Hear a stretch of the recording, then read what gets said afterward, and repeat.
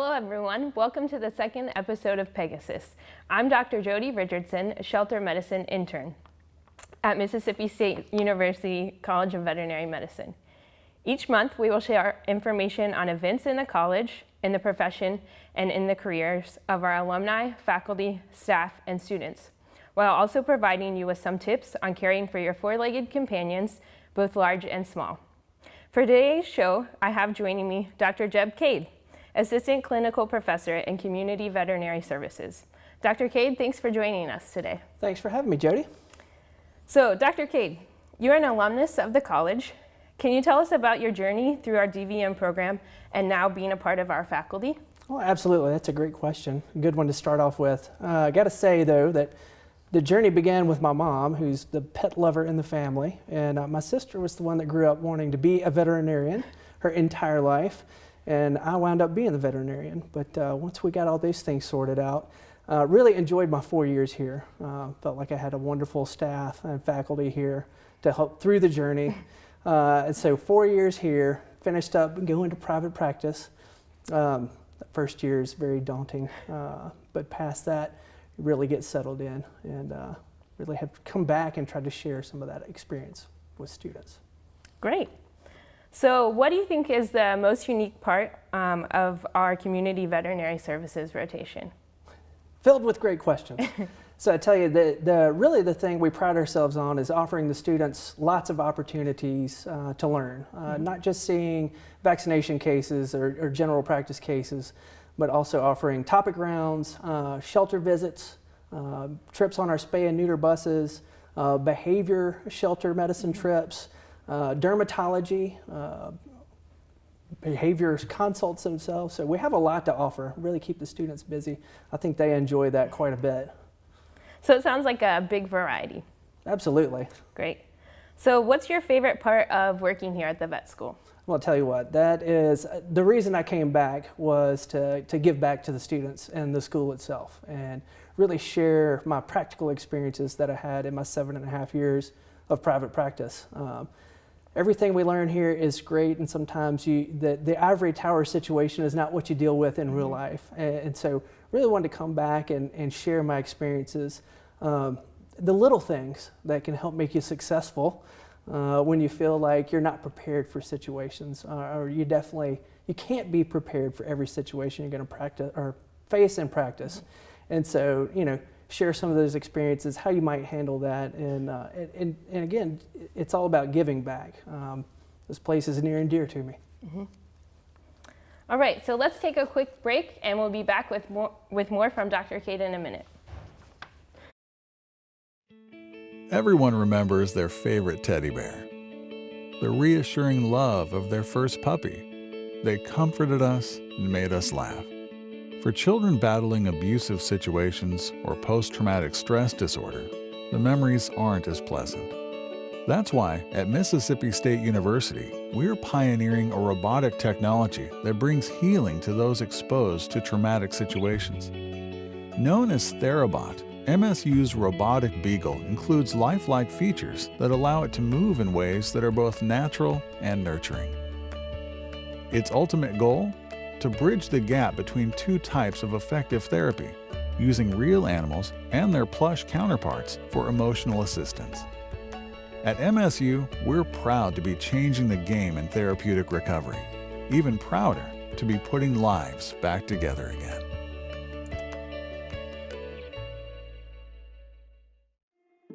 Flight. It's driven mankind's dreams for centuries. The ability to soar above the earth, to travel to faraway places, to connect distant points. Manned flights to the moon and space were once the stars for which we reached. Now, unmanned aircraft are the future.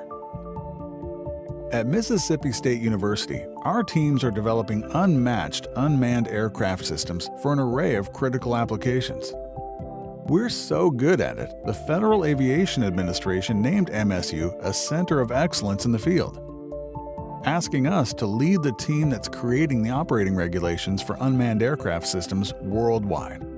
So essentially, we're writing the flight plan for an industry that is the future. Our work means better information, more opportunity, and limitless horizons, for you. The sky really is the only limit. Dr. Cade, why is it so important for us to vaccinate our pets?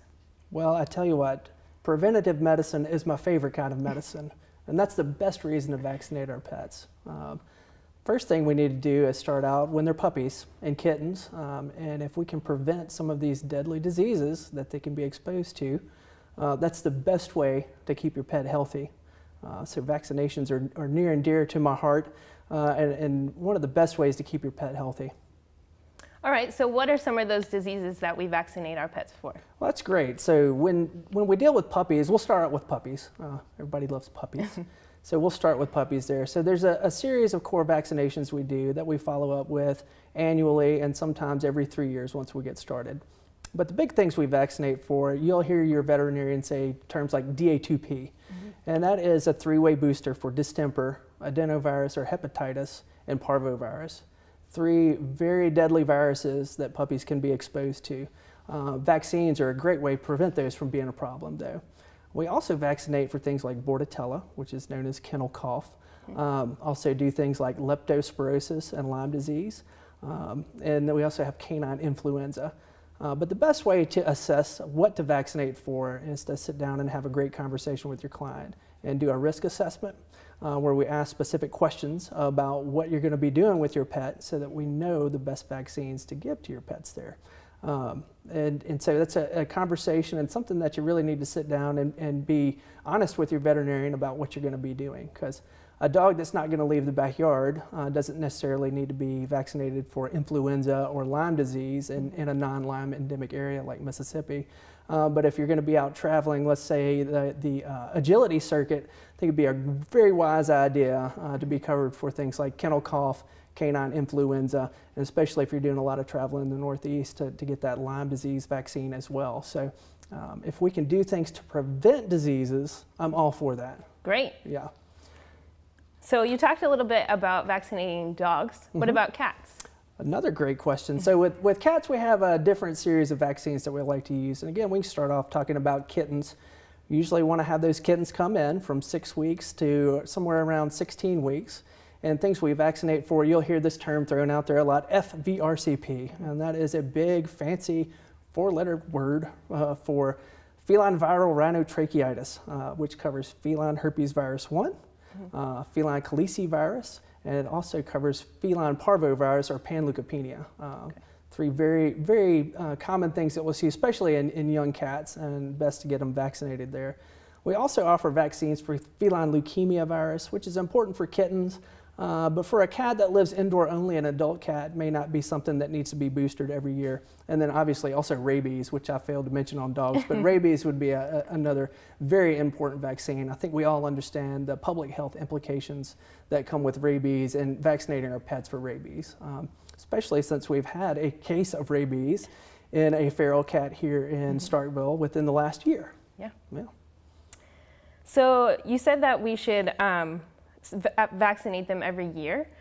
Is that the same for every vaccine, or is that different for some? That's another great question. So there are vaccines, typically there are different types of vaccines. So modified live vaccines may not need to be given annually, whereas killed vaccinations do need to be given annually. So what you'll find is your puppy might have 4 DA2P boosters, but they might just have 1 rabies shot as a puppy. But that's because the vaccines act differently. We booster those vaccines again at a year, and things we do annually would be leptospirosis and Lyme vaccine and Bordetella as well, where your DA2P and rabies, we know through studies, can provide up to 3 years of immunity. And the state of Mississippi also requires we use a 3-year rabies vaccine. So rabies is not necessarily one you need to get every year. With cats, your FVRCP is one, we do our kitten series and then a 1-year booster. Then we'll do about every 3 years with FVRCP, whereas feline leukemia virus for our outside friends, we're going to do annually. And then again, our rabies, we'll get a kitten shot, we'll get a 1-year booster, and then every 3 years on rabies as well. Okay, Yeah. great. So you're talking a lot about vaccines and viruses and all of this. So can vaccines hurt our pets?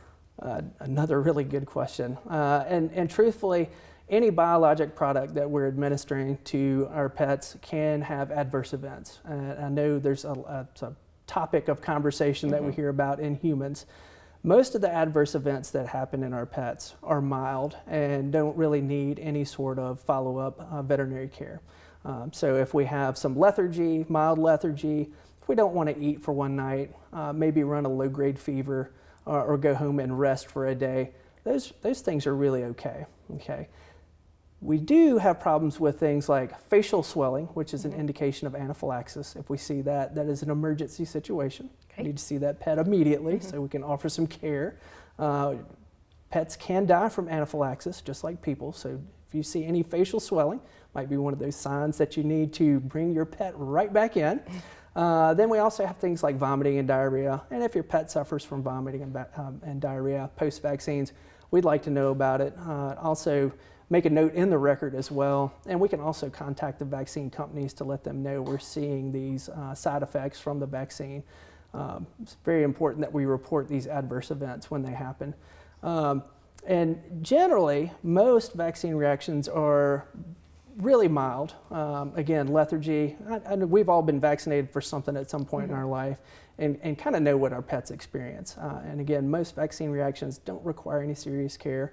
But when they happen, we do want to know about it so that we can prevent those in the future. Great. Dr. Cade, thanks for the great information and for spending your time with us on Pegasus today. Thanks. I would like to remind you of our 32nd annual open house, which will be held March 31st and April 1st from 9 a.m. to 2 p.m. each day. Remember, this event is free and open to the public. That concludes today's show. I would like to thank Dr. Cade again for joining us, and I'd like to thank you for being with us. If you have any questions or comments about today's episode, please email Dr. Henderson at brittany.henderson@msstate.edu.